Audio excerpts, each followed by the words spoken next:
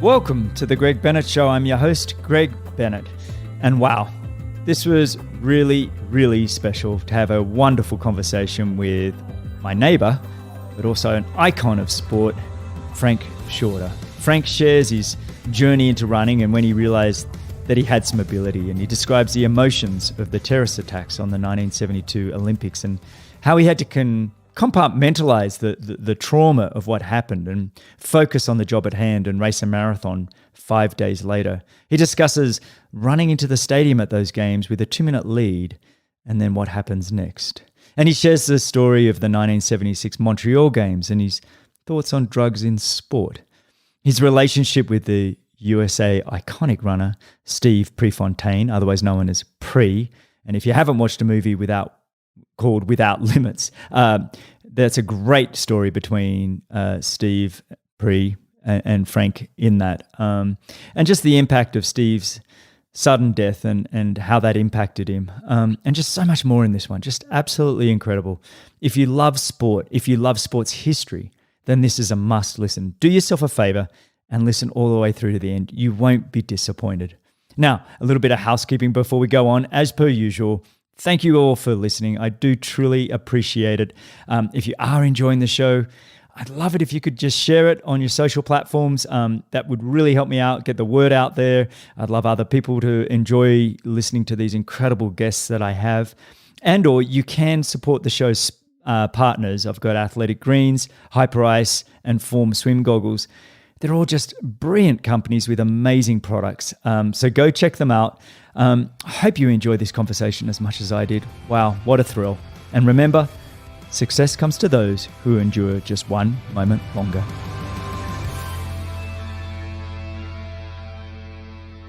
A quick mention of the show's partners. These are all great companies and products that I use daily. If you want to support the show, you'd be doing me a massive favor by supporting these brands. This episode is brought to you by Hyper Ice. Hyper Ice is my go-to solution for recovery and restoration. The handheld percussion therapy devices, the Normatec boots, and the vibrating rollers all release your deepest muscle tension and just aid your recovery. I own the Hypervolt Plus, I own the Hypervolt Go, the Normatec boots, and the vibrating rollers. And both my wife Laura and I use them every day before and after workouts and before bed. They're all just so easy to use at home. They're quiet, easy to charge, and have ready at any time. I encourage you to look after your body. Honestly, it's the only thing you get to keep for all of your life. All these Hyper Ice products are just simply brilliant. Get 10% off all Hyper Ice products using the exclusive Greg Bennett Show code GREG21 at checkout. Go to hyperice.com, that's hyperice.com, hyperice.com, and use code GREG21 at checkout. This episode is brought to you by my longtime partner and amazing company and brilliant product, Athletic Greens. I'm using Athletic Greens every day.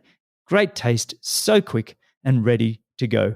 Athletic Greens is a delicious blend of 75 superfoods and vitamins, minerals, probiotics, and a greens blend and more to support gut health, energy, and immunity and stress. I've also been doubling down on Athletic Greens vitamin D. A huge portion of the population are vitamin D deficient, myself included. And right now, Athletic Greens will give you a year's supply of vitamin D for free and 5 free travel packs with your first purchase. Do yourself a favor and sign up.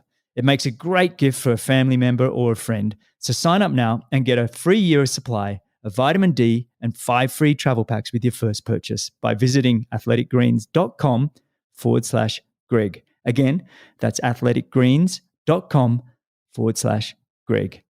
This episode is brought to you by Form. In my opinion, Form Smart Swim Goggles are the biggest thing to hit the swimming world. With Form Smart Swim Goggles, you can see all your key metrics while you're swimming: your distance, your pace, stroke rate, and heart rate.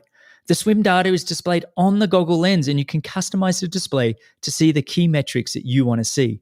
I couldn't believe it when I first tried them. They fit like normal, comfortable goggles, and the display is there, but it's not in the way. I consciously look at the lens to see my stroke rate and my pace and my heart rate and distance. If you're a pool swimmer or an open water swimmer, I encourage you to check these goggles out. Please go to formswim.com/Greg. Again, that is formswim.com/Greg and get $15 off the Form Smart Swim Goggles at checkout, or use code Greg 2021 at checkout.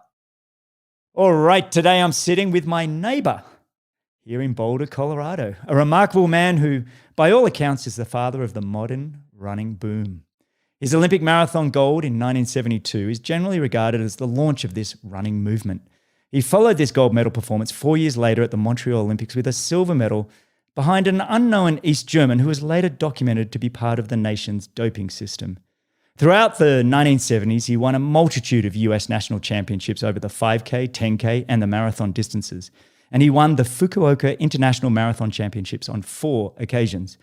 But he's more than a runner. He was instrumental in helping athletes make a living from what was at the time mostly amateur. And from 2000 to 2003, he was the chairman of the United States Anti-Doping Agency, a body that he helped to establish. It's a tremendous honor and privilege to just have him on the show. So welcome. And thank you for joining me on the Greg Bennett Show. Frank Shorter, how are you, mate? Oh, I'm great. I'm great, Greg. Thanks for making the long walk up. Oh, yeah. My God, it must have been 150 meters. Oh, man. I have wanted you on this show for so long. And it's one of those things that I know that you're in high demand. You speak very well, and a lot of people want a piece of Frank Shorter. But the other day we were walking past with the kids, and you were sitting on the deck with your wife, Michelle, and we went up and we started chatting for about an hour. And I was just enthralled by your stories and everything. And I said, you know what? I have to ask and get him on the show. And you said, yes, I'd come on. And that really made my day. So thanks, mate, for being here. Oh, sure. Yeah. What I want to do is rewind the clock a little bit to start. I'm Australian, living in the US. For me, running in Australia was the names were often John Landy or Ron Clark or Derek Clayton, who was in your sort of era, and then later on Robert De Castella and Steve Monteghetti and that kind of thing. The name Frank Shorter does go around the world, but it's certainly huge here in the US. It really is, like I said in the intro, it's part of the running culture and why we have running that's so big in the US. But let's rewind the clock and get to know you just a little bit better. How did you find running? Well, I found it because I wanted to be a downhill ski racer. and I grew up in upstate New York, and we had our ski areas, nothing like here. You actually had to sharpen your edges because there was so much ice. If you didn't, all you did was slide down the hill sideways. So I read the ski magazines, and at the time, this was the 1950s and early 1960s, the best skiers in the world were the French. I could recite to you the entire French team almost at the time, Guy Berriat, Charles Bonzon, and then there were 2 sisters, the Goichel sisters, who were the best runners in the world. So I read, well, what did they do? Well, it turned out in the off-season, they trained. And they were the first international team that I can think of that nature that trained in the off-season. Yeah. And they ran. And the Austrians, who up until the French came along, dominated. They went. The way I put it is they went back to the farm and buck bales, all summer. Yeah. And so I said, well, I'll start running as well. And I was probably 10, 11 years old, and my middle school was about 2.3 miles across town. Mm-hmm. I grew up in a small town called Middletown near West Point, in a very beautiful area they call the Hudson River Valley. And so I would run to school sometimes and run back. And I would do it not every day, but often a few days of the week. And as an aside, if you look at pictures of me running in the Olympics, I carry my arms, the left arm in a certain way, and the right arm actually moves more because I carry my books in my left arm, running to and from school. And so I was so convincing, I convinced the principal. At the time, the rule was boys wear black tie shoes. And I convinced him to allow me to wear a pair of very low-cut, thin-soled sneakers because I was, quote, training, unquote. And then in gym class, I convinced the gym teacher to allow me to run laps around the field during gym class rather than gym class. What kid asked for that? I know. It was like, well, he'll get tired of this. And so, that was it. Yeah. And I did other sports. I was a baseball player, and I was pretty good in Little League. And so when it came time to go off to a prep school, because the families in my town, the middle-class families, that was one of the things people did. Their kids went to prep schools in New England. So I went to a prep school called Northfield Mount Hermon, and it was a working school. It was founded by an evangelical named Dwight Moody. And he had a work ethic. And every student there had to work 10 hours a week in the kitchen, waiting tables, the grounds crew, the power plant. But the other part, and that was very good for me, because what that instilled in me was this idea, everyone's equal. Whether you come from Park Avenue in New York or the Mississippi Delta, you work 10 hours a week. But in addition to that, it happened at the time to have the perennial champions of New England prep schools in cross country. Oh, brilliant. So I just happened on to this cross country team and started to run. And first practice I ever ran, I finished second. And it turns out our team captain went on to win the New England championships in cross country. And I finished fifth in that race, my first year of running cross country. And so that was it. Wow. That's how I got into it. Wow. You're carrying the book thing. I've heard that before with Haile Gebrselassie, the great Ethiopian runner in the 90s there. And I think he had a similar kind of story that he would run, I can't remember how many miles it was, but he had a similar kind of arm carriage from carrying the books. Yeah, And you do. And one shoulder is a little lower because the books are in the shoulder. Yeah. And so, and to just sort of continue with the story, the other part of it is, in these prep schools, this one was called Mount Hermon, Northfield Mount Hermon. The idea is to academically do well enough to get into as good a university or college as you can. And so I found that as I was pursuing the academic side of being there, the running really became a stress relief for me. In a way, it was almost my reward for working hard. If I really studied hard and worked hard, I could go out and run in the afternoon. And I carried that feeling on to Yale because I ran well enough there at Northfield Mount Hermon. My senior year, I won every cross-country race I ran, including the league championships, and I set a course record every time I ran. Wow. On every course, wow. not on my home course, but every other course I ran. So, in those terms, that sort of is at least one thing that people will notice when they're looking at your file and seeing what your board scores are. And so I got to Yale, and I was a pre-med, and I just ran for the same reasons. I ran because I loved it. I found I loved the motion. That dates back to when I first started to run to and from school. I just, even now, and I realized, hope these asides are okay. I also found out, once I started to get injured and every once in a while I have to walk, I'm a terrible walker. I am slow. You and me both. Everybody passes me when I walk, but I'm good when I'm running. Yeah. Isn't it funny like that? I'm the same. I'm a terrible walker. I can't walk fast. But you've never practiced it. If you think about it, how many miles you ran compared to how many miles you've walked, you've practiced one and not the other. Right. So, but again, I just love the motion. And that's what I tell young kids now. Yeah. My advice when people, and this gets on to what we'll cover this later, is that you got to love it. Yes, you got to love it. But we'll get. But more it's the into ultimate that. dance, isn't it? I find running movement. I had a running coach, Rob Higley, who I've talked about on this show before. We called him the guru, and he loved running and he loved the motion of running, and that's how I grew up. And it was that we weren't trying to do as many miles as we could to be a world champion right away or anything like that. It was just the pure love of movement. And I think there is that when you have that and you find it, and there's that balance and there's that timing and rhythm.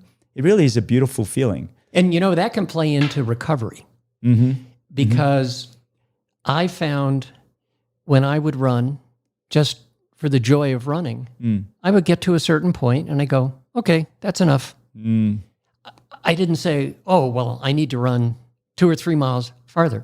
And it's something I carried over into my recovery days when I was training really, really hard. I would, on my recovery days, I never timed it, and I ran to the point, and I would have routes that I would run, and that would be enough. See, that's the difference between a great champion, though, too. I look at now the way I run now, as I approach 50 is kind of I go out the door and I run. If I'm like, I'm tired, I'm going home, right? I wish I'd had that attitude a little bit more when I was a professional athlete, where it's like, I'm meant to run 32 kilometers or 20 miles today and it has to be at this pace and it has to be.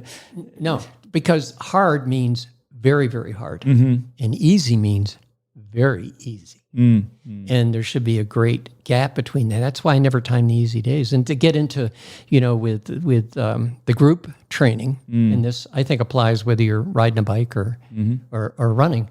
Our groups, all the groups I've ever been with, and the big one was the Florida Track Club when I was down there in the 70s. And then I would run with all the guys in Oregon. I was kind of an adopted duck. And then when I got to Colorado and we had our running club here, we always went at the pace that the slowest in our group wanted to go that day. And it was not an announcement. It was just how it worked out. So you never, and the other thing we never had in our group was the one step ahead looking back person.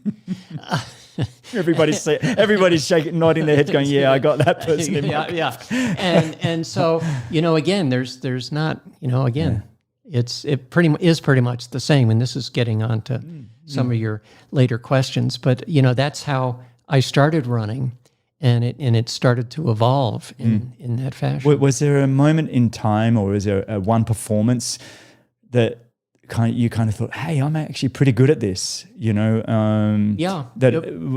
was my senior year. Yeah. And your senior year, if you've done it right. So that's year 12 for those that don't know American system. Year 12. I was a senior at Yale. Yeah. So Yale. So university. I was senior at Yale University. Yeah. And I was probably 20. I just turned 21. And I ran the national indoor championships. And I had started to my course load was not as heavy. And so I had trained a little bit more, not much more, and I finished second in the indoor 2-mile nationally. And that was after, in cross country, the first hint was I finished 19th in the national collegiate cross country that fall of 1968. I was 19th. And again, I'll never forget, I hadn't run 10 kilometers ever. And our cross country races were 5 miles. And at 5 miles, and it was on Van Cortlandt Park in New York, where all the cross-country major meets are held in that area. New York, New Jersey, beautiful park. They come in to run on Van Cortlandt.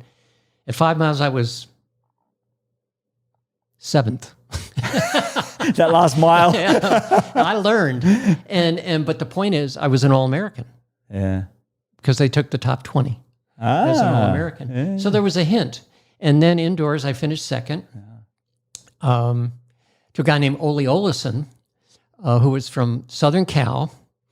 And what was interesting about him was he was trained, and there's something that comes into play here, interval training. This is sort of a background for interval training. He wasn't trained by the Southern Cal coach. He was trained by Igloy, who had come over from Hungary, and he was the coach. And the Hungarians in 1956 had all come over because of the uprising, and they went to California, and he brought interval training over. And they held the world records at that time for 5,000 meters, 10,000, 1,500 too, I think. Yeah. So the interval training theory, so this guy who finished ahead of me, I found out later, was coached by Igloy. And then... so up until that point, you guys would just go run tempo runs? We did intervals. You did do intervals, And my coach at Yale had and so for me, it was just reinforcement. And I think that's what was making me better, because I also found out I love doing interval training.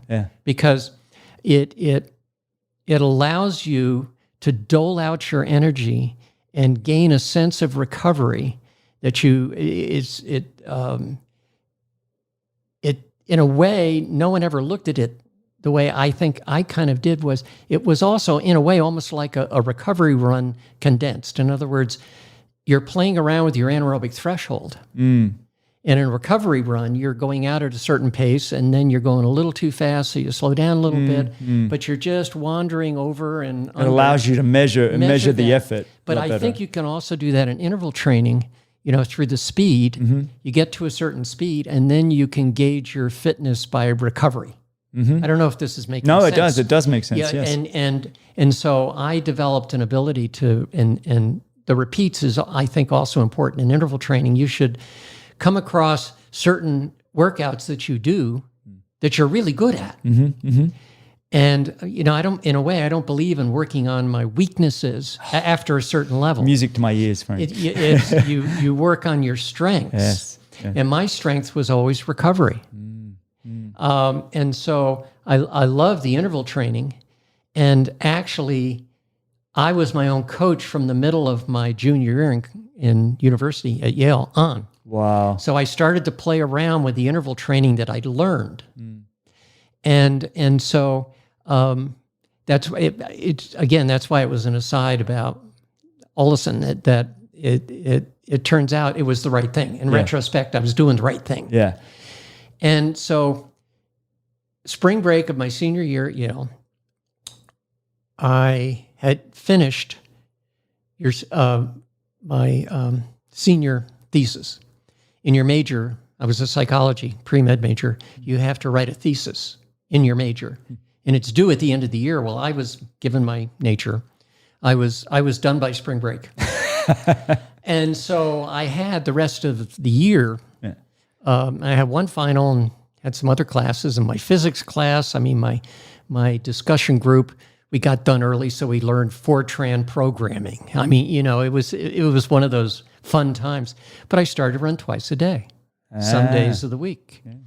And so, and the paradigm shift occurred, I think, at that point, is that the running went from what I did for stress relief to be my primary focus.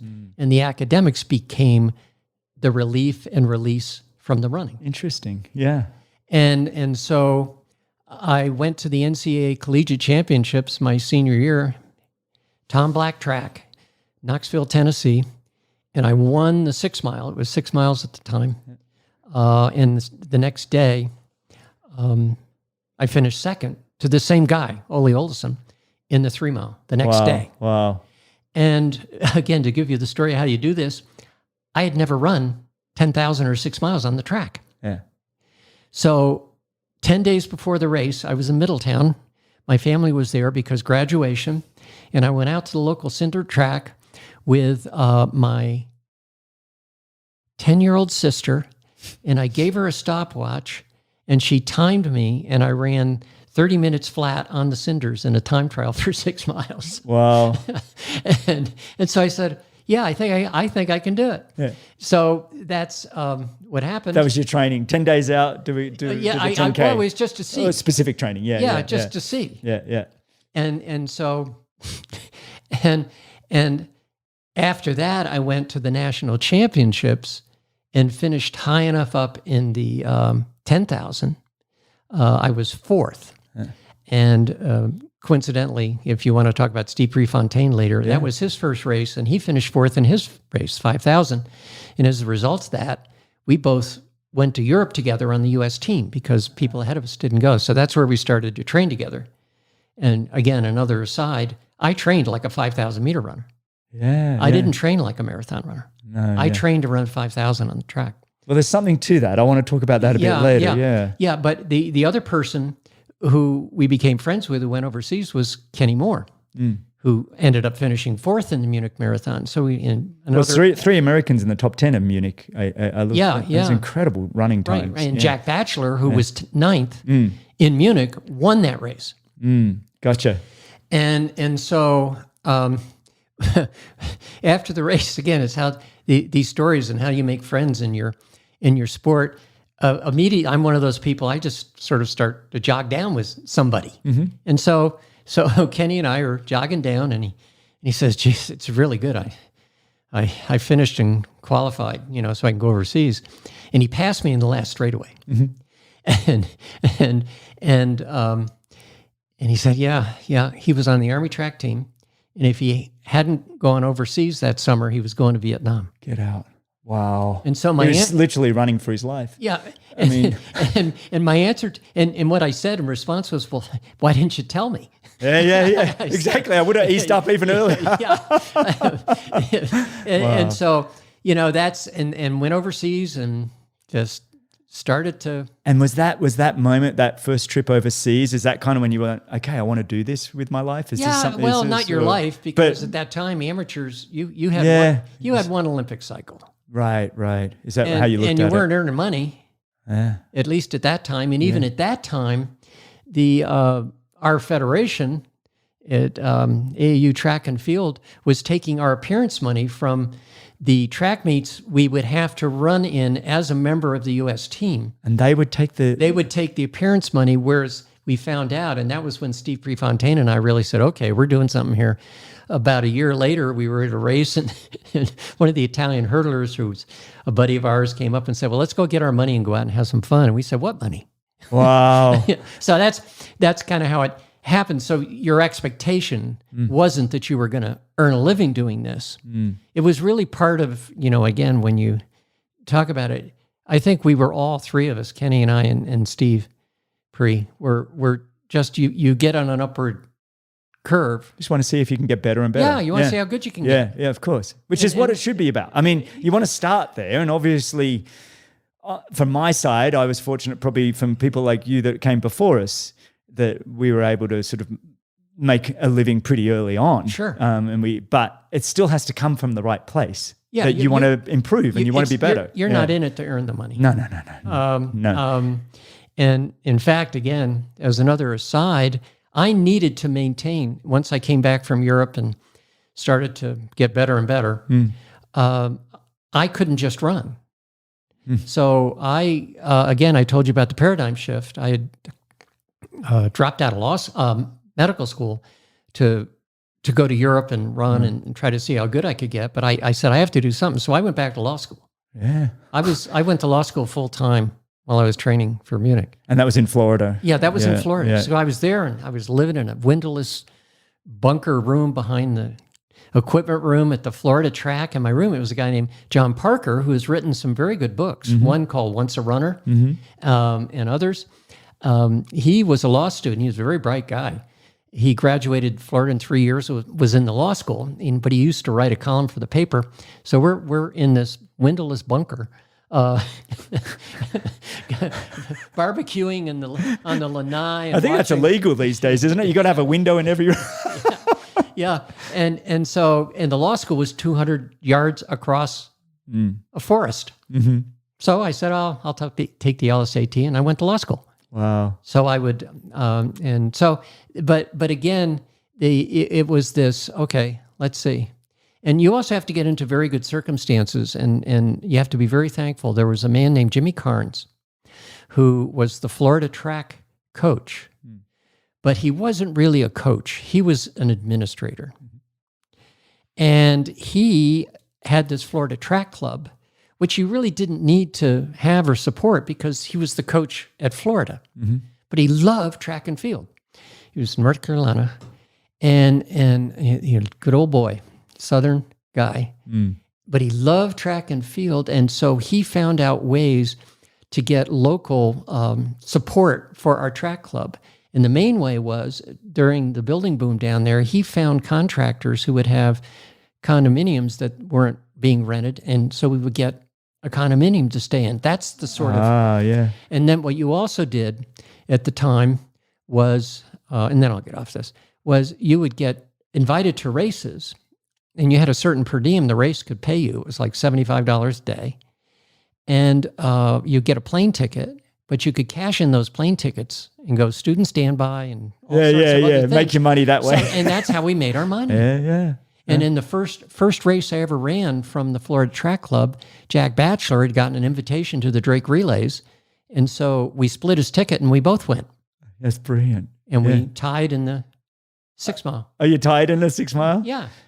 It's not the first time. Doing this homework, I saw there was another tie you had with the Bill Rogers, who was also quite, famous in the 70s there, and the 10 miler that you guys tied in there. And I saw a post-race interview and Bill had said to you, hey, Frank, do you want to tie? And you're standing there going, did you regret that tie? It just seemed to me when I watched that post-race interview that you were like, I should have raced this guy to the line. Was it that? It was. It wasn't that important. No. And the other thing was, and we were going to tie again in the Olympic trials. So we had been in that. I think that was after 76 that we did this. Lynchburg. It was in Lynchburg, that was it, Virginia. yes. And we were going to tie in the marathon trial in 76. And we went out in 104. Nobody was with us. We got within half a mile of the stadium and he started to cramp. And I said, "Do you want me to slow down?" And he said, No, you go on. So I think that's a good way to answer the question. The point was, I was mad because we had tied. And at the time, they couldn't have a tie. Well, why not have a tie? And so it was more that sort of, hey, we wanted to tie. Yeah, well, they gave you guys the same time, but they gave him the win for some reason. And I don't know. And that was fine. It wasn't. Yeah, but you were the Olympic gold medalist at the time. But but the other thing was, Bill and I, in the 1970s, pretty much at any point in time were. You guys were it. Either one of us was the number one ranked marathoner. Yeah, it's amazing. Let's talk about that a little bit. Let's go straight to Munich 1972 because there's so much in Munich 1972 and your race win there. It's firstly, a lot of people know about Munich and the terrorist attack. Right. You were right there. I was right there. And you still had your marathon to compete. You'd done your 10K? Had you finished the 10K? 2 10Ks. We had the trial, and then you finished 5th in the final. Right. And then take us through that whole experience. And how did you get, and I guess add on to that, how did you get your head around it and then still perform for the marathon?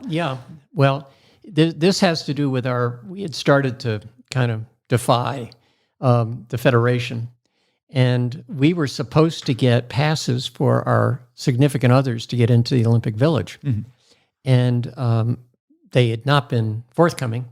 So I looked at the little pamphlet that you get, a little carrying case, and it was a little guide, and it had an example of an athlete's pass.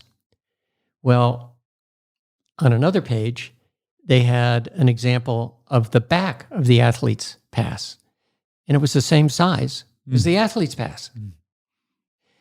And I looked at that, and I said, "Give me an X-Acto knife and some double-edged sticky tape, and I'm going to do this." And we also got our significant others to go woo the guys in the credential center outside taking Polaroid pictures of the athletes. So we got the Polaroid pictures and forged our passes. Wow. So on one of these forged passes, Dave Waddle, who turned out to be the 800-meter gold medalist, was my roommate. And in our rooming complex, Kenny was there, Steve was there, a guy named Mike Manley, steeplechaser, a lot of Oregon guys, and Dave and I, who had our own side room.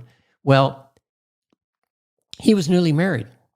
So he brought his new bride into our room in the Olympic Village, and I went out and slept on the balcony. Outside. You're a good man. outside. Before your Olympic marathon, you're sleeping outside. I love that. Yeah, because there was an overhang. You're a good man. And so I dragged my mattress out there. And, again, it's that we're all in this together. And the only thing I didn't like was the fact he'd already won his gold medal, and it's sitting up there on the dresser in our room, and I have to wait 10 days. But so I was sleeping on the balcony, and at 4 a.m, I heard the shots. And I thought to myself, that's not a door slamming. I've been out here for days. And I said, somebody's been shooting a gun. And I woke up the next morning. I'll never forget it. And usually you hear birds, sounds. There'd be noise from down below. We were like on the 5th floor of the building, and the Olympic Village walkways were down below, and you'd hear that. No sound. I woke up, there was nobody walking around doing anything. The way I always described it was, it's like the jungle when there's a predator, that there's no noise. And so we knew something was wrong. And so we turned on the little TV we had in there, and it turns out most people aren't aware that Steve Prefontaine's mother was German. Mm-hmm. And German may have been his first language. So he was fluent in German. And so we immediately saw on the television that what had taken place. So we just sat around for a while, but then, I think this attitude, and I think athletes have it, good athletes have it, is you do what you can do. Mm-hmm. And what we could do was try to go about as much of our normal daily routine as we could, including training. Mm. And so, we would go up to the, cafeteria and get food, and we would go out. We decided to go out and take a run and train that morning. And the back of the Olympic Village had one gate, and it had some guards there at the gate, and they would allow athletes in and out to run in the Olympic Park. Even while this was all going on? No. No. The gate was closed. We got there, looked at them, climbed the fence. And they had guns. So they were looking at us, started trying to say, well, what do we do? So we said hi, because we knew these guys. We'd been there long enough. Yeah. So we went out and took our run, came back, climbed the fence, went. And so that's what we did. Yeah. So every day we went in the next day and climbed the fence. Were the other athletes in the village doing the same? Or? I don't know. No, you just did. I don't know. We did. Yeah. And so we spent the day that night, and we would all stand out on the balcony. There was another balcony in our rooming complex, and we would all stand out on that and just sort of stare over, because the Israeli quarters were across the grounds, and we could see the back of their building. So you could see a little bit what was going on? Not only we see that, I hope you know the famous photograph. Yes, with the stocking over his head. Yeah. We saw that guy. Wow. And we were so naive that he could have taken that machine gun and just gone, but he didn't. And we were standing there, and in the early evening, we remember the helicopters that came in to take them all out to the airport flew right over our head, landed on the other side of the building. And a few minutes later, they all came up and went over our heads. And I turned to Kenny and I said, Kenny, I don't think this is over. Mm-mm. I don't have a good feeling about this. And we went to bed and woke up and found out they'd all been killed at the airport. Mm. I think there was 9, was there, in that helicopter crash, and two in the village or something? Yeah, 2 at the door. And the guy at the door who was shot first when they came through was an American on the weightlifting team. Was he really? Yeah, he was American on the Israeli weightlifting. Yeah. A quick mini break to remind you of the show's incredible partners. You can get 10% off all Hyperice products using the exclusive Greg Bennett Show discount code GREG21 at checkout. Go to hyperice.com and use code GREG21. A quick reminder to do yourself a favor and sign up to Athletic Greens. Athletic Greens also makes a great gift for any family member or friend. So sign up now and get a free year supply of vitamin D and 5 free travel packs with your first purchase by visiting athleticgreens.com/Greg. Again, that's athleticgreens.com/Greg. If you want to see all your key metrics like pace, distance, stroke rate, and heart rate while you swim, you need the Form Smart Swim goggles. Go to formswim.com/Greg. That's formswim.com/Greg and get $15 off. Or you can use code GREG2021 at checkout. A hell of an experience to have when you're already at the games, when you're in a heightened arousal state already as athletes, and you and it's that ability, I guess, moving on to the race. Yeah. To almost compartmentalize. Well, we did. To do that. Because we went to the ceremony and they announced that they were going to be delayed a game. And on the way back... did you think you were going to get to race, or did you think that was it? The next day we didn't know until... Well, I want to go our response as a group. And we had... And people from other teams were coming over.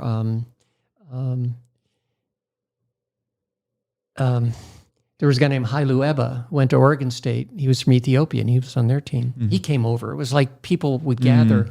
Almost brought you closer. Friends. Yeah. And we were up there, and we would just talk about it as it happened. And once the helicopters went over, the discussion was, well, it's over. We're going home. You know, nothing is worth human life. And no one said, oh, well, this is ruining my Olympics. No, you couldn't have a selfish mindset at that point. No. And so we went to the memorial the next day thinking it's probably gone. Wow. And it was announced they were going to go on. So on the way back, and this has to do with compartmentalizing, again, I turned to Kenny. We would hang out together, run together. And I said, Kenny, I'm not going to think about it because the only place the terrorists can do anything more here, because of all the security now, is out on the marathon course. Wow. And I said, I am not going to think about it because if I do, they win. And I ran the entire race, never thought about it. I didn't think about it warming up. I didn't think about it when I got up that morning. I didn't think about it. That's a real strength. Yeah. Yeah. But it's a strength that you have because there's a lot of people that wouldn't be able to, like you just said, I mean, it's kind of chilling thought when you actually think about it. Well, hang on. The only other place that if they want to have another go around is out on the marathon course, which is open. And you put that aside. Right. It's absolutely incredible. Let's move on to the actual race. Yeah. You won by a decent chunk. How did 2 minutes? Yeah. I mean, that doesn't happen, very rarely in a championship marathon, that sort of a distance. You have people like Derek Clayton, who I mentioned before, who was, I think, the world record holder at the time. Was he? He 208 was, Australian. He'd run, I think 208.34 or something. Yeah. And Ron Hill, who was another favorite, won Boston in 2:10:30, which Boston is not a fast race. No, it's not. And so they were the favorites, but I think I had developed, and when you talked about the Fukuoka Marathon, it's coming up on its 75th year. And unfortunately, it's not going to happen anymore. Again. But it really was the World Championships. Yeah. Because the Soviet bloc countries never came out except for the Olympics, except Fukuoka every year. Yeah. So I learned there in my first race to be a front runner. So I determined after that, and then with the Olympic trials in the Pan Am Games in 71, and then by 72, I was a front runner. And I also trained to surge, and I trained like a 5,000 meter runner. So I actually would train surges. For example, I would run 800 meters running 60, 64, 64, 60. I would surge, recover at as quick a pace as I could. And then do it again. And do it again. Yeah. It's what the Kenyans became famous for later on, much later. Yeah, I think I was the first to do that. Yeah. And my feeling truly was, because I'd run so well in the 10,000, I ran, 27:51, which was the American record. It's amazing. And I broke the American record in the semifinal that I ran 27:58, and then on Friday, and then on Monday I ran 27:51. So I said, I don't think these guys have 10,000 meter speed. They can't go that fast, yeah. And so I don't, and it wasn't arrogance, I don't think. I said, if I throw a 4:30 mile in the middle of this race, I'm not sure any of these guys have run a 4:30 mile recently. That's self-belief. It's not arrogance. It's okay. I said, but it's the way I run well. Yeah. And I run well from the front. And I'd also, in Munich, had run every part of that course. We had a subway pass. I would go out to a certain point on the marathon course and run it, like 10 kilometers on the course. So I had run all of that course. I love that you had a subway pass, by the way. That wouldn't happen these days. I know. I love that. I would just go out and do it. Yeah. And I planned to make a surge because my first Fukuoka race in 1971, I had done this at about 15 miles, and the defending champion, a guy named Akio Sami, who had won the year before, couldn't go with me. And I got a lead. I got about a 30-second lead, which I maintained to the finish line. He was always 30 seconds. That's hard, though, isn't it? When you get the time split, it's still 30 seconds. But the point was, he couldn't catch me. Yeah. And he was the best. Yeah. He was the best guy at that time. And so I decided to do the same thing in the marathon early. So we were running at 9 miles in one of the palace grounds. It would somehow serpentine through certain palace areas. And we came to about 140-degree turn, not 180, but about 140-degree turn where the lead pack that had been running along at about, 5:03, 5:04, 5:05. Clipping along, but clipping along. And we ran around and everyone slowed down for this corner. And I went wide and didn't slow down. And I took off, and I estimate I ran about 4:33 for the next mile. So that's about 250K pace. I'll just translate because we have a few Yeah. non-metric people, but probably 250K and pace. Yeah. And then from 9 to 18, I think I averaged 4:44. Wow. For that 7 miles. Yeah. Or 8 miles. Yeah. So holding under 30 minutes for 10K type pace for that. It's a tough way to run because the problem with front running, and I was a bit of the same, I had to get out in front. The problem with front running is, they're getting all the time splits behind you, right? You very rarely get as many time splits when you're out front. And it's this kind of, where are they, mentality. And God does interesting things. Yeah. The course was such, since I had run it, there were many, many turns. So you had a chance to look and up. I realized I could get out of sight very quickly. And so that became a goal. There were certain points in the race where one of the assistant coaches at Florida had gotten a bicycle and was riding around. I didn't even know he was there. And he would tell me how far ahead I was. And so the first time it was about a minute. And then I'll never forget, in the English Garden, he was top of a bridge. And we're crossing over a road. And he had his bike with him on the top of the bridge. And he said I was a minute and a half. Wow. So this was just about 20 miles. 6 miles to go, 10 kilometers. And so I started to do the math. How much per mile faster than I'm running? You become a mathematician, don't you? You become a mathematician. Right. Yeah, minute and a half over 6 miles is 25 seconds. Yeah, exactly. Yeah. And they would have to run, and if I could hold close to now 5-minute pace, they're not going to run 4:35. No, exactly. Yeah. And then every step you take, that math changes, right? Yep. So Yep. And so I didn't know that the lead was extending. But here, I'll even anticipate your next question. When people say, well, do you keep going hard? That's the old coaches saying, you run hard through the finish line. Yeah, absolutely. You run scared until you cross that finish line. You never take it. You never assume you're winning until you're across the finish line. Yeah. So I was outside I got to outside the stadium tunnel, which was probably, 600 yards from the finish, because it's 200 yards to the finish line through the tunnel and down the straightaway, and then another 400 meters around. And I got outside, and at that time, the marathon was not on closing ceremonies day. It was on the last day of track and field. Okay, yeah. And so I was just about to go into the tunnel, and I heard this roar from inside. And I thought, since it was track and field, and it's sort of a joke about some of these prima donna field event people. I was going to say field events. Field event people, high jump and pole vault, are taking their time. And somebody made a height. Yeah. In other words, it was taking a lot longer than they thought it was going to, and somebody made a height, and everybody cheered. Yeah. So I ran down the tunnel, and I ran out onto the track, and it was silent. Nothing. You're like, hang on. And I thought...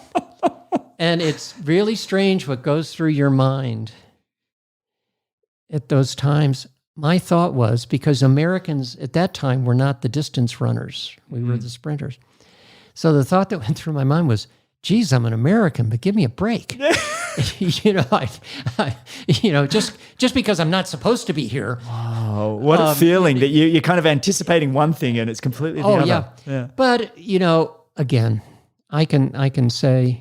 Now, I'll save this for later. So I go down, And it turns out that this high school kid who had a buddy who had been driving a golf cart servicing the pop stands, the refreshment stands for the entire track and field venue, time, period, and had gotten used to being around all the guards. So the guards recognized this kid driving this golf cart. So his buddy got on the back. And this is right 5 days after a terrorist attack. Right. This is still the security we're talking about. The security on a golf cart. On the back of a golf cart, so this kid had his, number and written on. He looked like an athlete. Yeah, well, if you really knew, he didn't look like a marathon runner, but he looked like an athlete. Yeah. He wasn't skinny enough to be a marathon runner. And so he goes out, and his timing was perfect because it turns out he hit the track, and I've timed this 48 seconds before I did, so that when he was 48 seconds around on the track, he was just about at the 200-meter mark. I came in at the 100-meter mark, turned right, and he was out of my sight because he was off my left shoulder. So you didn't even know what was going on? No. So I'm running down, and I go through the finish line, and I start on my last lap, and people started to whistle. And in Europe, whistling's booing. Yeah, right. So booing. And you're like, what? Yeah. And I got halfway down the final, the backstretch, and this American voice comes out and says, "Don't worry, Frank." And I thought to myself, why should I worry? I'm winning. By 2 minutes. I didn't know it was that at that point, but there was no one on the track yet that I could see. I was halfway down the straightaway. No one had come on the track yet. Mm-hmm. And then when I started around the last turn, just before I got into the last straightaway, they stopped. He ran to the finish line, and they took him off. So I run through the finish line, and there's still, not much cheering or anything. There's sort of chaos. And I got through, and I started to sort of take my shoes off. Actually, to be truthful, I taped my feet, and it was poor pre-wrap, and all my blisters are broken, and I was pulling off skin. Oh, jeez. So I'm sitting on the track, pulling my tape off, and then somebody comes over to me and says, "What do you think of that guy?" And so I knew right away what had happened. And, it turned out that, and what I want to say about that is, in retrospect, people who saw it were incensed. And for years, people would just say, listen to the commentators. If you listen to the American commentators, they're just, Well, I'd taken 2 courses from Eric Siegel in college. Okay. He knew what I looked like. Yeah. And he and his buddies, his entourage, because he was famous for Love Story and all that, they would come out to the Yale indoor track and just run around the last lane in the indoor track, and we thought they were nuts. Yeah. But he was if he could have been a marathon runner, that's what he loved. Yeah. Again, you talk about loving the doing, it's what he So he's loved. commentating this, just going. He's going, God, that never happens. So he's going, it's a fake, Frank. It's a fake, Frank. Yeah. He's talking to me. But what I know that I didn't run for that roar. I can know because it's never really bothered me. That's so pure. Yeah. It was about the performance. Because when I crossed the finish line, my first thought was, I did it right. Mm-hmm. It wasn't, I've won the gold medal. Now everything's going to happen. It was, did it right. I had the plan. I initiated. I was the first to go. Executed it. I executed it, and it worked. Isn't it the best feeling in the world? Yeah. And it doesn't matter how fast you go. Yeah, no. It's that it worked. And here's an interesting bit of trivia, which I'm sure you know, but I'll share it with the guests. So there's been 3 American marathon winners at the Olympics, 1904, 1908, and yourself, 1972, and I think we can call them 1976. But none of you have entered the stadium first. Even though 3 of you have won, none of you have entered first. I'm sure you know this. So Thomas Hicks in 1904 was beaten into the stadium by a guy by the name of Fred Lortz, who had jumped into a car and then had 2 doses of strychnine and was first across the line, and then was DQ'd once they once they found out. And then the other, Johnny Hayes, in 1908, was beaten in the stadium by Durando Pietri from Italy, right. who basically was the best marathoner at the time, but was so dehydrated, collapsed 4 times, and was carried across the line. Right. And the Americans had to protest, and that's how. So all 3 of you have a story, and I think that is fascinating in its own story. I think it's incredible. And there's more to it in a way. 4 years later, I'm in the Montreal Marathon, and there is this person running ahead of me. I don't know who it is. He's wearing a white singlet, and never seen him before. It turns out that the year before, he had run 2:16. So he's now found 8 minutes or something? Yeah. And he was ahead of me, and I did the same plan in that race. I surged, and he went with me. And at a certain point, he just pulled away. It was at 20 miles going through McGill University grounds. I'll never forget. And then we got on the road to come back to the stadium, and I got to within 50 meters of it. And again, the aside, you triathletes, swimmers, you know when someone's performing and it's not we all do. Normal. We all do. Yep. It's not normal.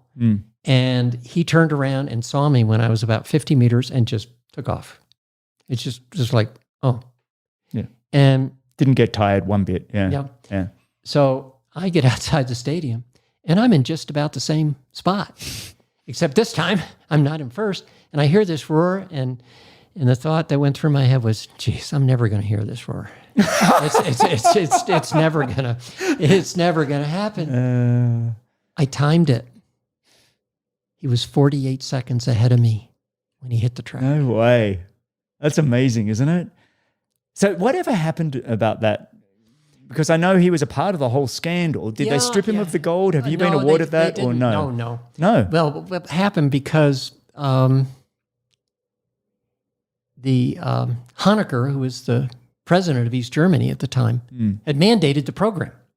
He said, we're going to have a cheating program. And he put the Stasi, who were their secret police, in charge of the program. It would be as if our president said, okay, we're all going to cheat, and our FBI and CIA are going to oversee it. Wow. So the athletes had they had no choice. No choice, yeah. They had no choice. They had to, but it doesn't excuse anyone, but years later, when the wall went down, the records, because the Germans, in particular East Germans, prided themselves in record keeping. And fortunately for us, they hadn't destroyed any of their records. In fact, the rumor was the Stasi, had the state-of-the-art Hewlett-Packard reel-to-reel computers that they used, and they thought they were better than our CIA. It was that arrogance of record keeping. Wow. And so I actually,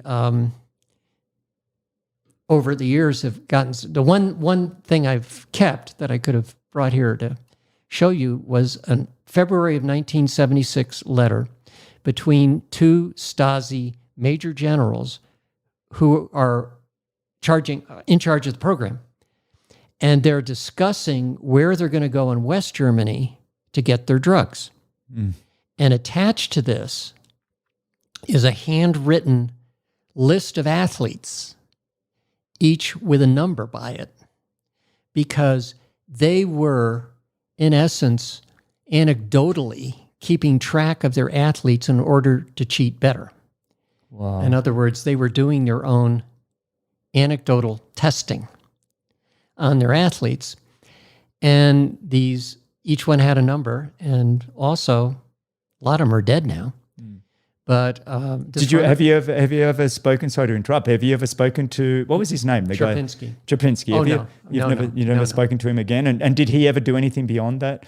Yeah, he won the next Olympics. Oh, he did win in 80. Yes. Oh, okay. He won in 80. Oh, I'm sorry. Yeah. I should have done that. No, that's okay. Yeah. I would rather forget too. What would it mean to you to receive that gold medal now? Would it? I think, again, this gets back to what we talked about. You do what you can do. that over which you have control. Don't worry about what you can't do anything about. And at the time, Honecker was good buddies with Juan Antonio Samaranch, and people forget that Juan Antonio Samaranch was Franco's last surviving cabinet member. He was a fascist. So you had a fascist and a communist buddies. And Samaranch actually gave Honecker the Order of Olympic Merit, which is the highest order. He also put the doctor, who it turns out was in charge of the East German drug program, on the Olympic Drug Committee. They have parallel labs. Wow. They have parallel labs at every event, at every Olympics. Wow. So they could just cover up everything they wanted. Yeah, and a side anecdote. There was a decathlete, I think it was Jürgen Hinsen? I think East German. In the 88 games, I was doing the commentary with Charlie Jones in Seoul. And after the first day, he's leading by a zillion. Hurdles, second day. 2 false start rule. Gets in the blocks in the hurdles. False starts. So what? Go back, sit in the blocks, go off, gets in the blocks. False start. Bang. He's out. What goes through my head? Guess who got tested last night? Because they test the winners. Only the medalists were tested. Okay. So he had to But he was get out. tested in his lab the night before. Oh, so he already knew the result. He and he better knew get the out. Yeah. Why else would you twice false start? Yeah. So anyway, to get back to the story, I didn't say anything for 22 years because I knew if I said anything, it would just be considered sour grapes. I know. And I saw what happened to Shirley Babashoff, who was favorite for, gold medal in swimming. And the anecdotes there was one British swimmer lady who was favored for a gold medal, walked into the women's locker room, turned around, walked out because she thought she'd walked into the men's locker room, but it was the East German women around the corner talking. Okay. and so I just stayed silent. I just let people, said nothing.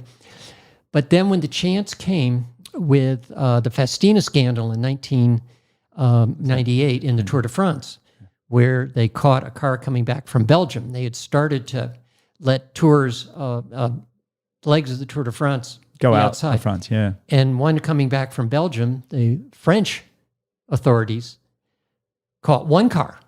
In one car, they found,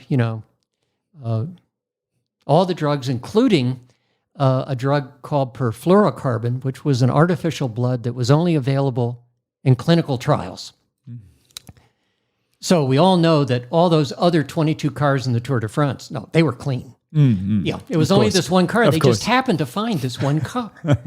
And so the way the real history of this is, and I'm glad to tell you this because you can edit this out and do it at another time, but the way the sequence worked,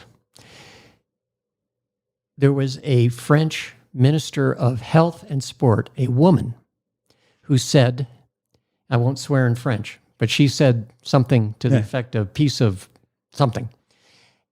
We're going to take over all drug testing for all international events in France. And the IOC said, Houston, we got a problem. They're going to catch people. It's actually going to work because they're pushing us aside. So they call a conference, which you always do.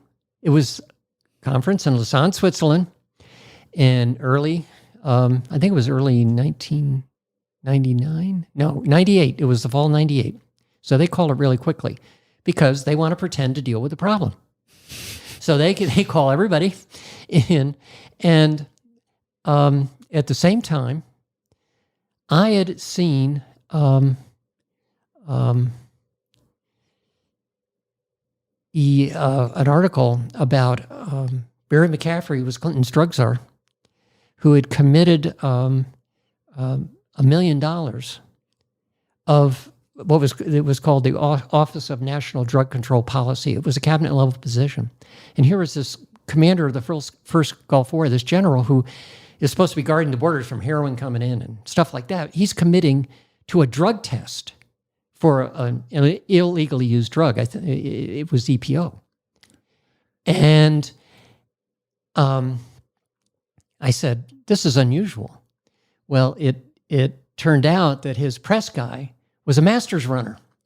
Wow. It's always about that way, isn't it? It's like, if you want something to happen, you better have some context. And so I wrote to him, to McCaffrey, and said, I wrote to Clinton, actually, because Bill Rogers and I had run with him, and I actually met him when he was governor of Arkansas in a race while he was governor.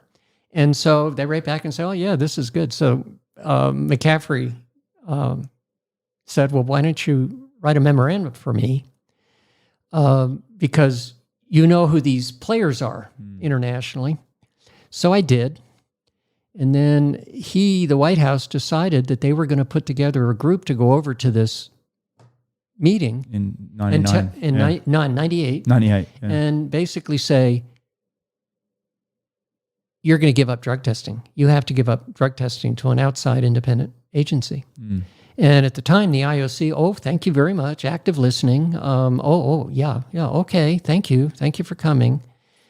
And it turned out that several other nations, Australia, New Zealand, France, and Germany, had sent cabinet-level people as well to this meeting.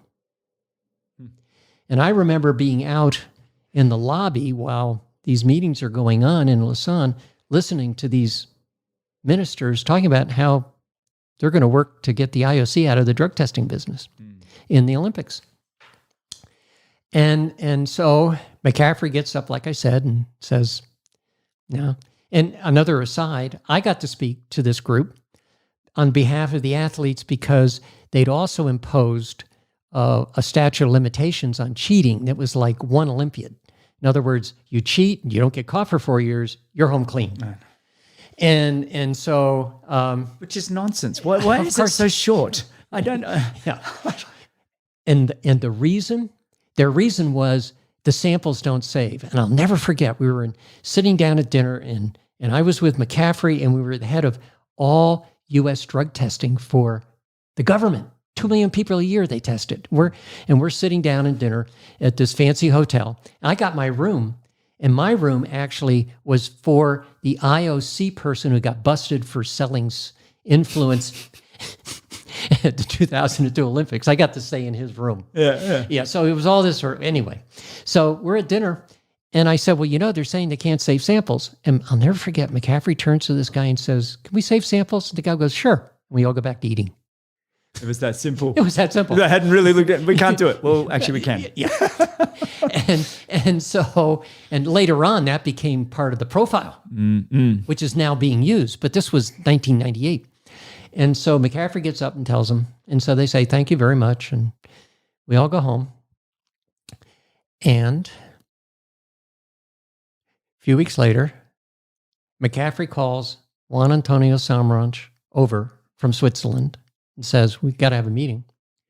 And the way I always put it is, he flew over in that private jet. He didn't fly in because he didn't live like royalty. No, of course not. He flew in. And so he sits him down in an office building. No one knows he's there. It's an office building out, executive office building, hands him an outline.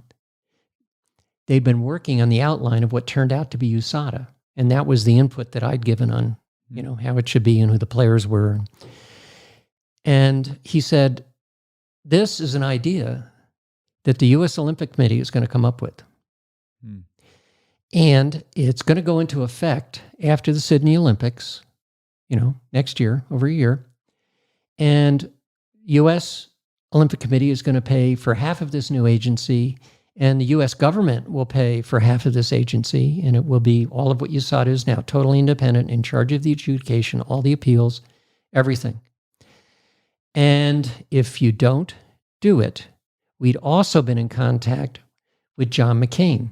And John McCain actually contacted me. He'd written an op-ed piece I'd written for the LA Times about this as it was going on. He got involved, and he had called Commerce Committee hearings after we'd all gotten back from Lausanne. And people show up, and IOC didn't send anybody. USOC sent Anita de France. And again, they're going, what are they going to do? And so I'll go home. Sam Ranch comes over, and Barry McCaffrey says, and if you don't do this, and you can call it whatever you want, and if you don't do this, through the Commerce Committee, the IOC will lose its tax-exempt status for all its income from the Salt Lake City Games. Wow. Which was in 2002, right? Yeah, right. Coming up. Yeah. So that's how it happened. Wow. I mean, if you think about all of that, it's that 1976, the East German who has fueled this, and you've become a part of this system now that has changed sport for the better, so everybody can play. So it's almost like you might not have got the gold, even though I think we can all agree that you should have. But it was a great catalyst for getting this movement going. Would you agree? Well, again, you know what you can do, and I knew that because, and that's why in a way I wanted to go through my education and sort of where I came from. And I, not only, being a gold medalist, I went to school. I went to university with... And you'd done your law degree. And I knew people, people from my class at Yale. Well, that's were around Washington. When you go to the Ivy League schools, you become quite connected. And that, I think, to me, that was a good aspect, a positive aspect of what they call the old boy and now old girl network. You can use that positively. And I always felt that when I went in, to a senator's office and tried to convince them that they should fund U.S. anti-doping, that I had a certain credibility that could get me in the door. It maybe I wouldn't be able to accomplish. No, but it's okay. It opens doors. Yeah, it opened the doors. Well, I think that when you combine your Olympic gold medals with your law degree, with your Yale, there's a tremendous journey there and education that you have that people go, hang on, this guy does stuff. This guy completes things, Yeah, you again, you do something affirmatively. You don't. Yeah. And not only, in the way I always put it is, two things. One, you don't get up on a soapbox and call somebody an asshole and get down off the soapbox and say, now let's talk about it. Yeah, no. You should. It's called politics for a reason. Yeah. And the other thing is, let them take the credit for it. Yeah. Let it be their idea. Yeah.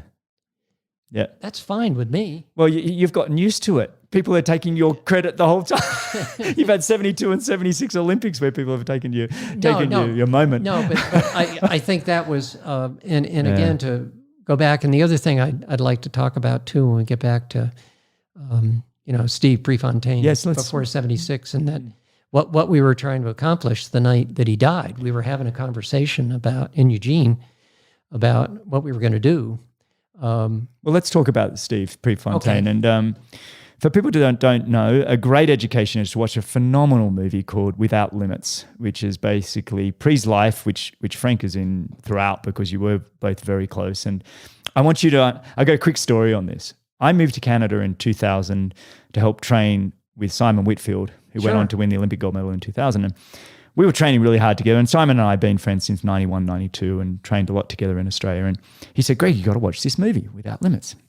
There's this guy in this movie, it just reminds me of you. It's you. His name's Pre. I was like, all right, never heard of him. I'm watching this movie. I have no idea of the history of Steve Prefontaine. I'm an Australian kid that loved triathlon.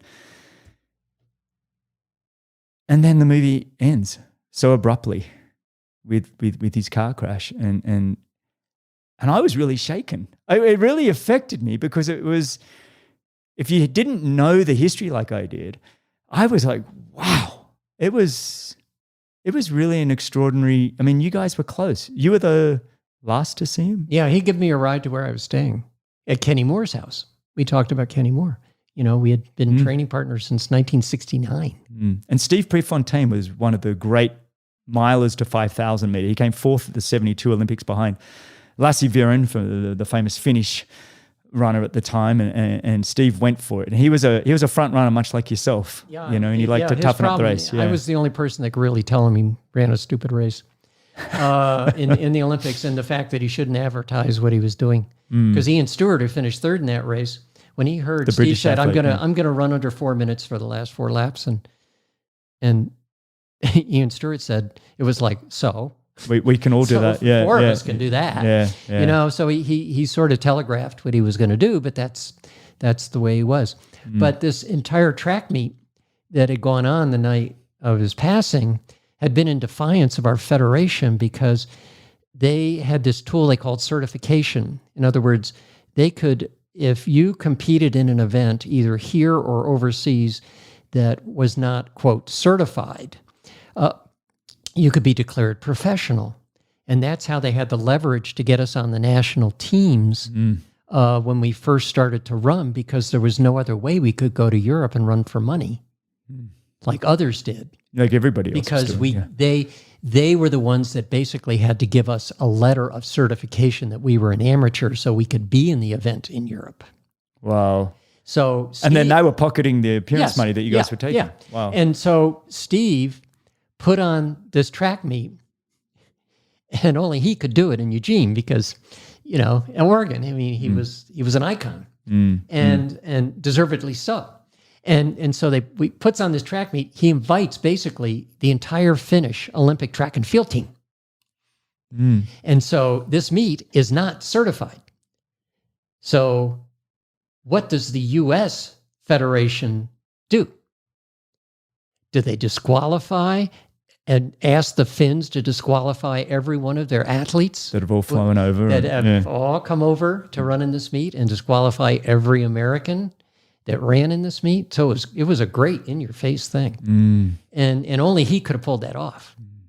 And so that's what we were talking about. That's in the movie too. All of that's in the movie. It's all very well laid out. And then we were going to, again, talked about getting up the next day and going for a 10-mile run with a bunch of the guys. And he drove around the corner, and we were up on a big hill, actually a butte. They call it Hendricks Park now, but it's actually a big butte. And it's probably a 100-meter descent down to the bottom of the butte. And he just drove around the corner, and within about a little over a minute after he drove around the corner, he hit a wall, and someone was coming up this windy road and drove him off the road. And he ran into a wall, a bunch of stones that just happened to be there. If he'd been driven off the road 15 feet before, it wouldn't have had the same impact on the car and made the car roll and all this other stuff. It was just this sort of perfect storm for death. How did you handle that? It really impacted me for a long time because, you know, I did, and I never really talked about it till many years later, but I did have survivor guilt. Because my thought was, what if we talked for 10 seconds more or 10 seconds less? He wouldn't have been in that exact spot, which is where he would have, anywhere else it wouldn't. It would have been okay. Well, I mean, he might have been hurt, but he wouldn't have died. I don't think so. And there's a lot of evidence now that someone did drive him off the road, but it never got taken care of. So that was 1975. May 29th is when he hit the wall, and May 30th was... No, he died on May 30th.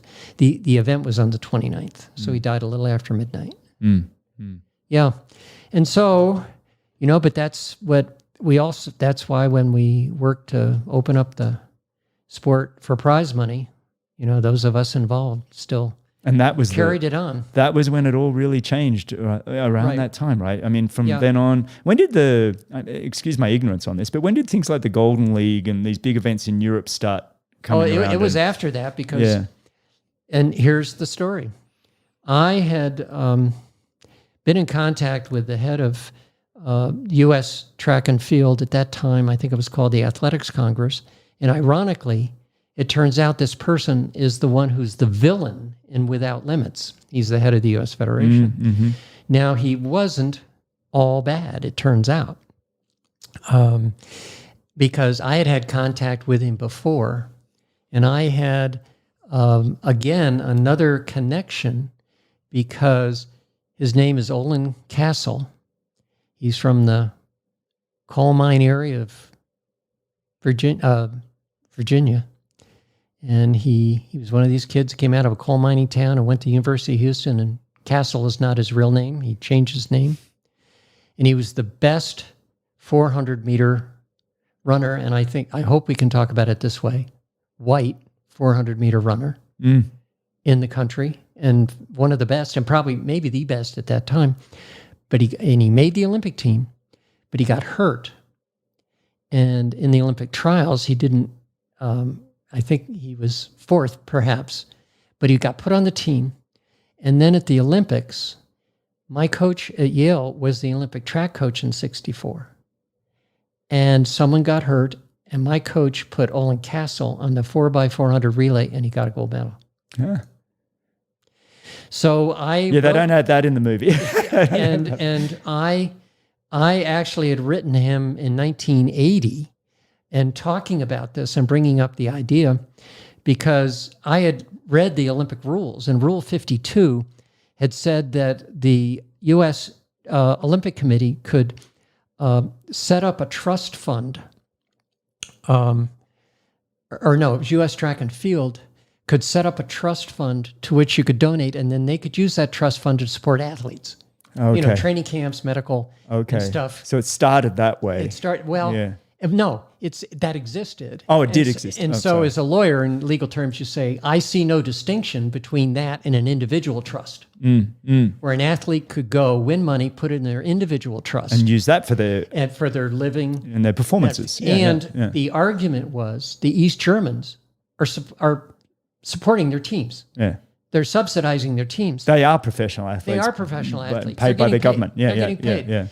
And so we came up with a formula for how much that might be. And there were more athletes on the International Track Federation from the West, more federations from the West than there were from the East. So they had the votes. So they passed it. They passed this in 1981.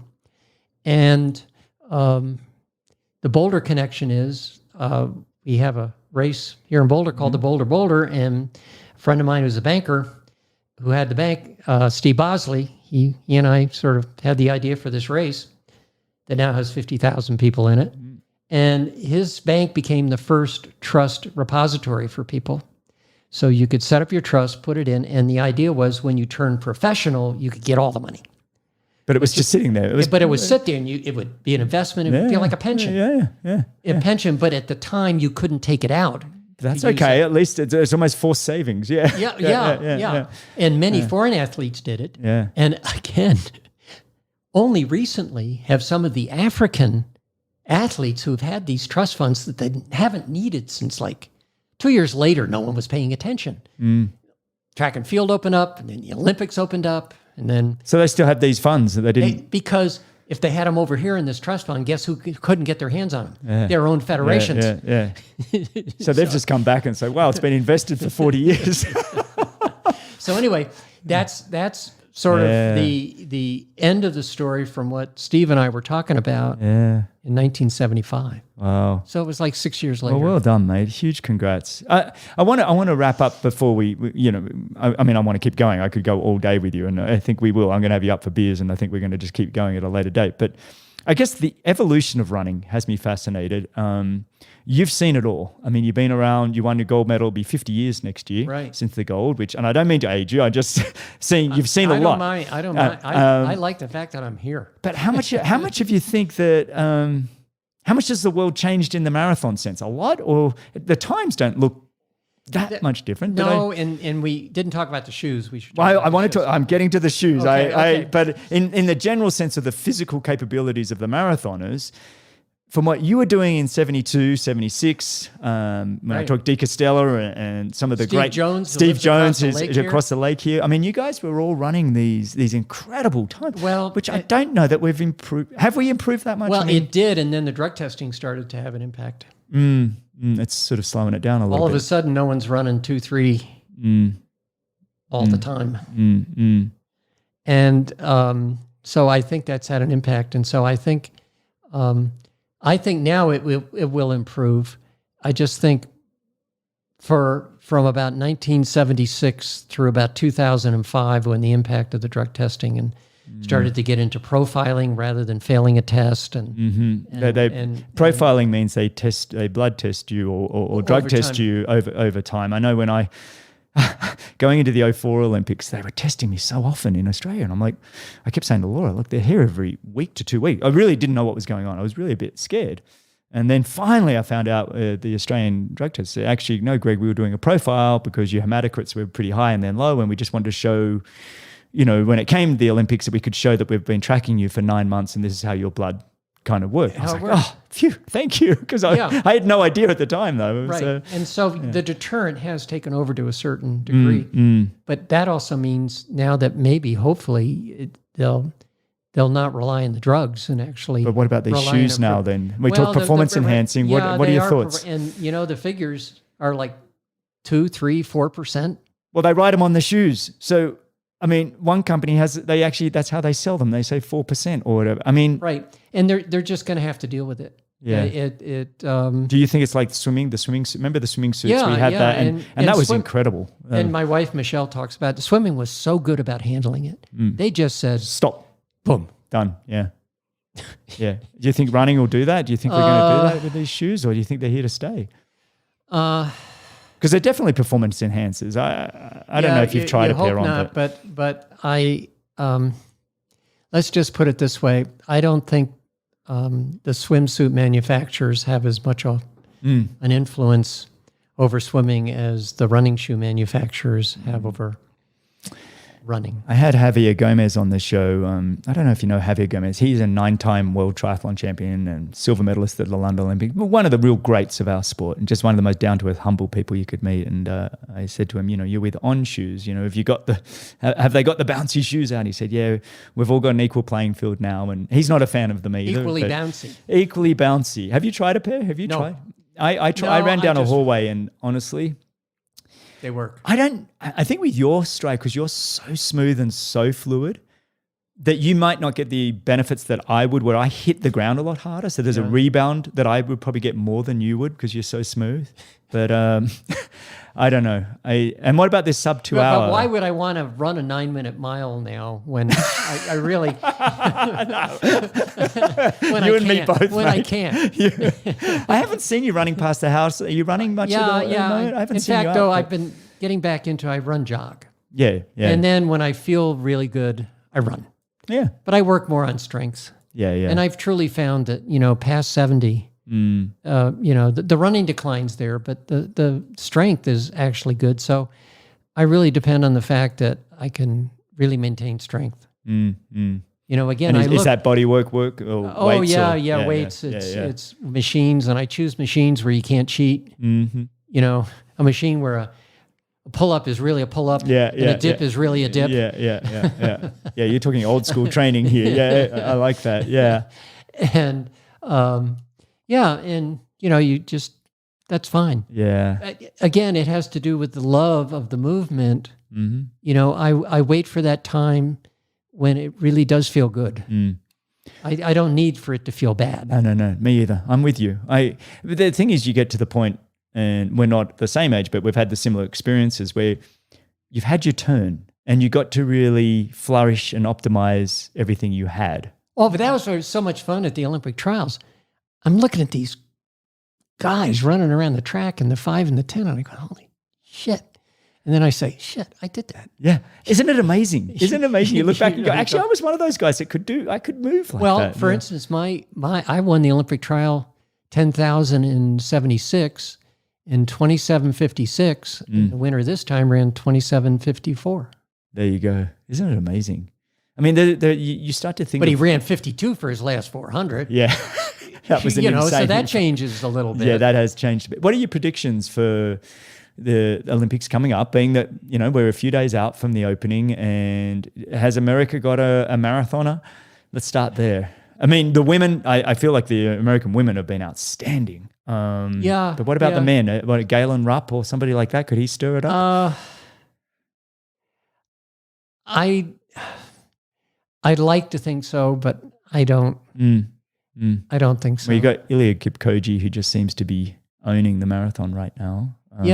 Yeah, and again, that has to do with, lots of things. Yeah. But to be honest, it has gone back when you said about the performance now. If you factor in the bouncy shoes and you see how fast they're running, it really isn't that much different. No. That in what they've been running the last 10, 15 years. Mm-hmm. It just isn't. And again, just like the drugs sort of allowed for the improvement, so people weren't looking for other ways.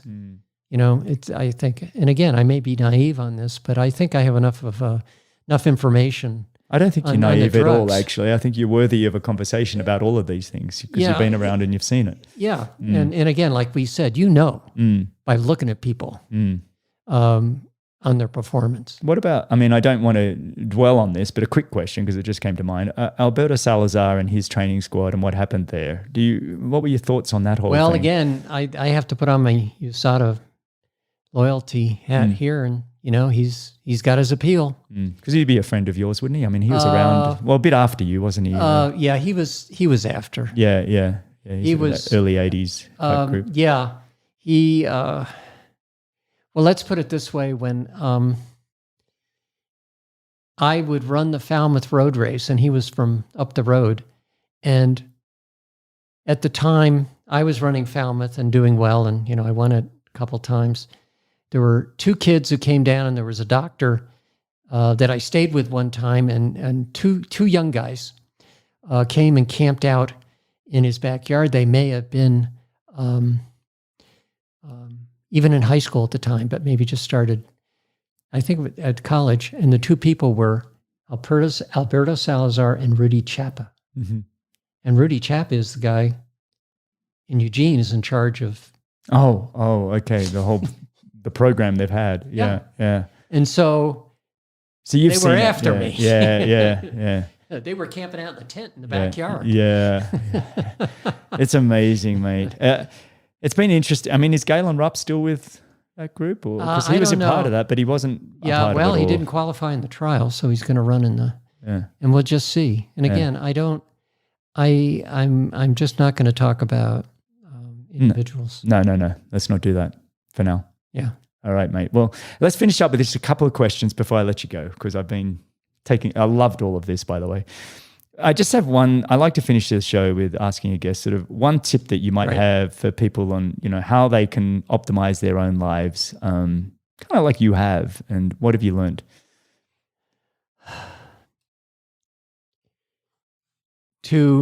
Again, I think we talked about it several times, realize in a way what your limits are, what you can do and what you can't do, and try to really focus and be willing to admit what you can and can't do, and be happy and satisfied with it. The way you talk about setting goals, reasonable, incremental, and attainable. And if you do that, then I think that's the way you can improve, because if you're consistent about your training, then you can see the improvement. All right. So that's really it. And then we talked about the compartmentalization. And that really involves being able to rest from that on which you're focused, whether it's professionally or athletically, to really realize that it is good to not be thinking about it all the time. Time away. Yeah. Time away, and realize you need to recover mentally and physically. And don't be afraid. Don't be afraid to do that. And then the other thing is, look for mentors. And these mentors don't even have to know that they are mentoring you. And it will be different for everyone. And I, again, coming from where I came, horrible abuse. My sisters were, all I'll say is my sisters suffered everything. Everything. And coming from that sort of situation, I looked for mentors early in adults, but also in my friends, and even people on my athletic teams.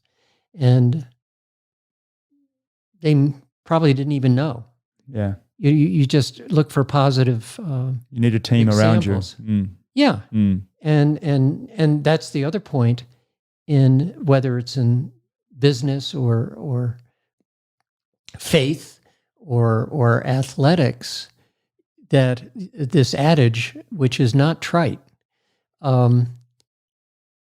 is that you find people that you can work well with together that are pretty much equal ability, and you both or all get much better than you would individually. Well, you had that throughout your athletic career. Yeah, that was you obvious look with for the names people. that you've mentioned and the way that you all trained together. I love when you mentioned earlier about, we train on the recovery days as slow as the slowest person needs to go, and on the track we shared the work. That's why Pre would run with me. He told me once. He said, "You're the only person who shares that I run with."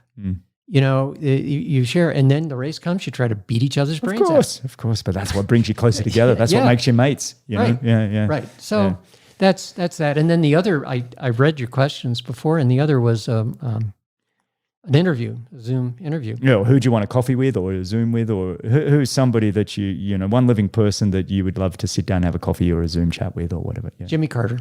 Mm-hmm. And there's a reason, and the reason is, he was behind the boycott in the 1980 Olympics. And I think I can talk to him because in 1980, I was not capable of making our Olympic team. I did not run well in the Olympic trials. That's when I knew I was done that. And then in the track trials, I qualified, but I warmed up and I said, "No, Frank, you're not ready." And so I didn't run. I warmed up for the race and I was going to start, and I said, "No, everyone's run so much faster don't than you even do have the coming trials. in. Don't do this. Yeah. Don't do this." And so I think I could talk to him and say, "Why? What was the basis of your decision to boycott the 1980 Olympics?" Because I would like to know, did you ask anyone who had any knowledge of international track and field to the extent of knowing what the rivalries were between athletes at various events? Because I think you know where I'm going here, Coe and Ovett. There was no way that Great Britain was going to pull out of the Moscow Games when Coe and Ovett were sharing the world record at 800 and 1,500 meters. That was some running, wasn't it, that time? There was no way. Yeah. And wasn't there anyone in the government that was going to stop that race? Who knew that and could tell you Great Britain's going to go? Yeah. And that caved the boycott. So that's why I would ask, because he's done so many wonderful things. And then after, that. it was such a crushing dreams. Yeah. So, and again, it's not denigrating him for all that he's done. No, but there's that one thing. Yeah. There's that one thing that it really, was, and we all have those. And I it's more. I'm not again. I just have to know what the thought process was, because it was so important to so many people. So anyway, that's no. Well, on that, we've seen, even them postponing Tokyo 1 year, and and I watched last year, and I had a lot of athletes on this show even, and just it was heartbreaking to hear, and it does change it. 1 year it's a lifetime for an athlete to some degree, Right. But to do it a 4 year block where you go from 76 to 84 for American athletes during that, that's a whole new generation. I always maintained when people would ask me about careers, and this pertains to young runners, and I think this is why it's a good point to do this. One, you don't overtrain them. And two, even if you're coaching, but more particularly if you're a parent, that I've always maintained, if you get 5 years in triathlon or distance running, you're blessed. Yes, I agree. And it's if you can get to 5 years on top. And when you take those 5 years, it's your choice. Exactly. I agree with that. Do you want your kid doing it from 16 to 21? Or do you want him doing it from 23 to 28? Yeah, or a triathlon maybe 25 to 30. We'll push it back just because it's a little bit old. But I agree with you. I think there's this 5 to... where there's these windows, and the really greats might push it out to 10 years. The exceptionals, the Federers, that we can list a number. But track and field, or Alison Felix, and there's a few that we've seen. But they're anomalies. They're anomalies. But the rest of us, you can get 5 years. You're doing really well. Yep. Yeah. I agree with that. I like that. And again, that's what I try to say with the parents and the coaches with their kids. It just... Yeah. And people always talked about it as burnout, particularly in swimming. And it is there. It's the mental part, but particularly in track and field and, the impact events, it's the... Oh, yeah. It's the impact. You have so much, and I've said that for triathlon for so many times with the USA Triathlon. It's the American college system. They want something for the scholarship that they're giving you, and they're going to use it. And I'm like, do you want to use up 4 of your 5 years, as you put it, where you can... You got to be careful. Pick the right school, pick the right coach, pick the one that wants the longevity for you, because these days you can have a professional career and you can have an income and you can live, find your best, which I often find will be later in your 20s. So, but Frank, mate, what's next? Let's wrap up here. Well, next is tomorrow. I'm going to entertain 35 Latino runners from Texas that a friend of mine named Pablo Vigil has in town training. Brilliant. Yes, because every once in a while, and it's nice to see, because in the past, before COVID, teams would come into town to train, and they'd sort of come up to the house. I've seen a lot, doing homework for this, I watched loads of YouTube videos of you, and the amount of young athletes would come to you, just be hanging out with you at your garage, and they'd all be inspired and awe and just looking at you. And, And so that'll be tomorrow. That's great. Well, they're lucky to have you. No, but it's nice to be able to get back into that. Yeah. No, it's fantastic, mate. And just the way you tell stories and you paint the pictures, and we feel like we're living these moments, and it's been absolutely wonderful to have you just sit and chat with me, mate. I really appreciate it. You're great. You're good at this. That's good. Oh, thanks, Frank. I appreciate it, mate. Now, for everybody else, you can find all the show notes, timestamps, links, and coupon codes at bennettendurance.com/media. Frank, thanks for coming on, mate. Appreciate it. Cheers, everyone. Thanks a lot for listening. If you enjoyed the show, your support would truly be appreciated. You can visit the Patreon page, or you can subscribe with your podcast app of choice. Don't miss the next episode, so subscribe and be notified. For show notes, if you want to know more, please visit bennettendurance.com. I'm Phil Liggett, and on behalf of Greg Bennett, here's to the next time, and I hope you will join Greg again very soon.